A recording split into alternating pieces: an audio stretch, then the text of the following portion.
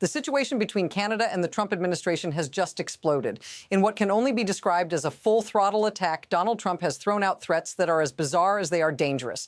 Tariffs? Yes. The removal of ice hockey? Absolutely. But that's not all. Trump has escalated his demands, and Canada, led by Prime Minister Carney, is fighting back like never before. This isn't just political theater, it's a battle for sovereignty, and Canada is standing its ground. But why now? Why push things to the brink?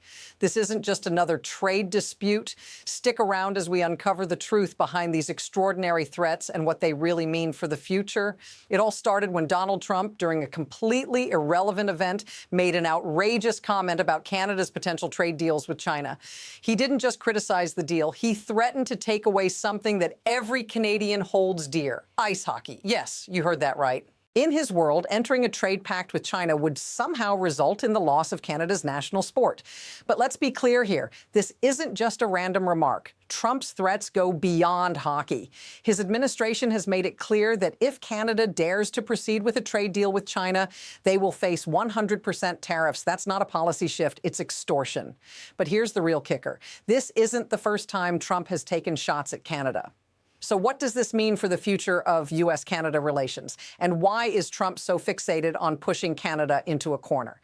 Now, let's get to the heart of the matter. When Trump issued these threats, it wasn't just a case of bad diplomacy. No, this was a calculated move to rattle Canada.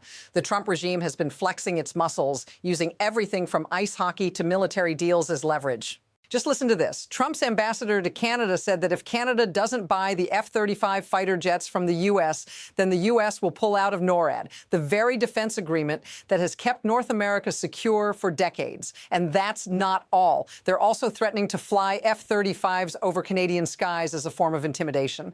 Imagine that. Foreign jets flying over your country at will simply because you dared to make an independent decision.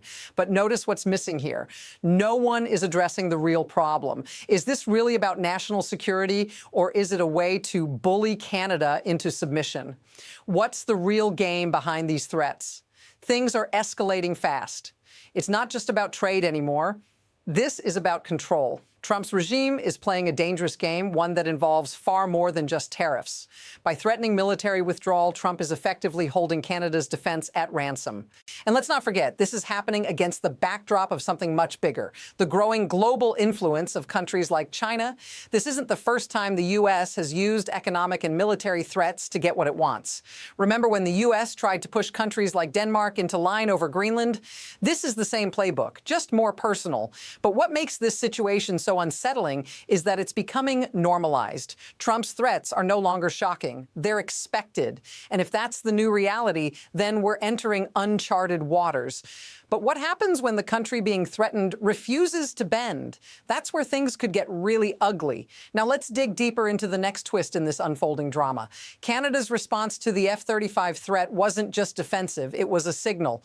Prime Minister Carney and his team are already reviewing Canada's future military purchases, and guess what? The F-35 isn't the only option on the table anymore. In fact, Canada is looking at alternatives, notably Sweden's Saab Gripen, a fighter jet that promises more reliability and independence from U.S. control. This is a major shift. But here's the real bombshell. The U.S., through its ambassador, responded by threatening Canada with even more force. If Canada buys jets from Sweden instead of the U.S. will escalate the pressure by flying F-35s over Canadian airspace whenever they please. This is no longer a military negotiation. It's a power play. But notice the contradiction. Trump's administration claims to support sovereignty, yet they're actively undermining it by trying to force Canada into a deal it doesn't want. What happens when countries are pushed this far? And then, just when it seemed like things couldn't get worse, they did. The Trump administration didn't stop with military threats. They've been quietly engaging with fringe separatist groups in Alberta. Yes, you heard that correctly. The U.S. has been secretly encouraging these extremist groups to push for Alberta's secession from Canada, a move that could break up the very fabric of the country.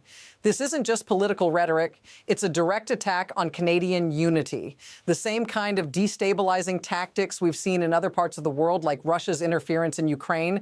It's the same strategy: sow division, create chaos, and then capitalize on the results. And the worst part? There are Canadian figures, like Premier Danielle Smith, North who have been reluctant to condemn this push for separation. This, in turn, puts even more pressure on the rest of the country to stand united.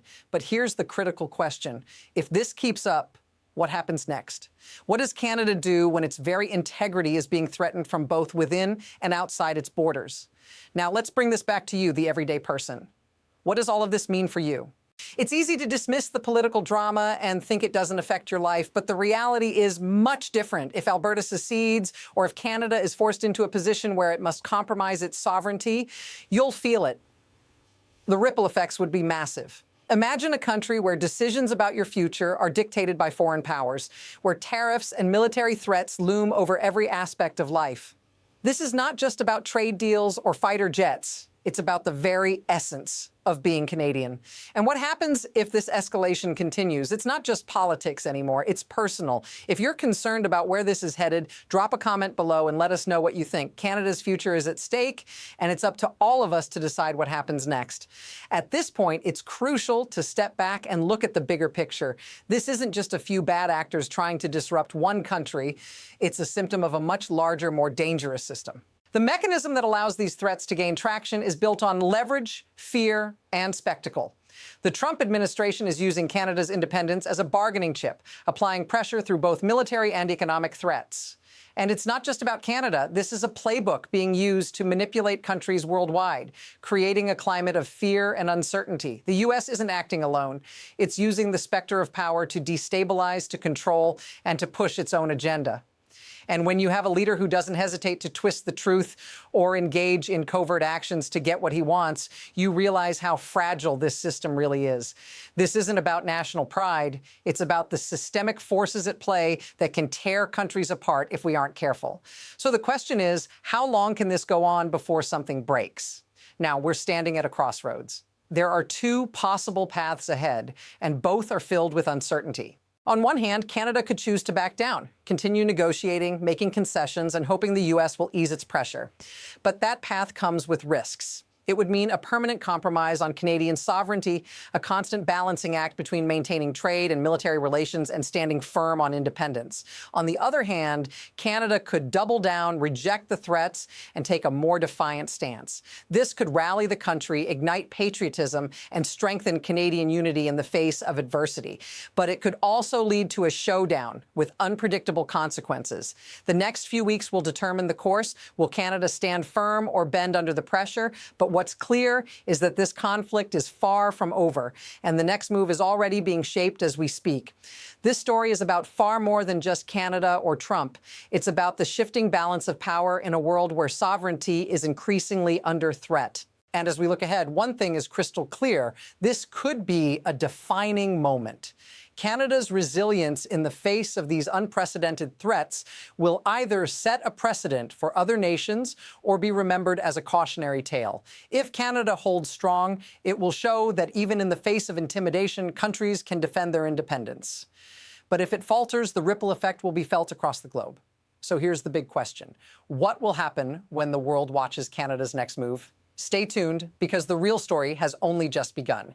If you want to keep up with this unfolding drama, don't forget to follow for more analysis.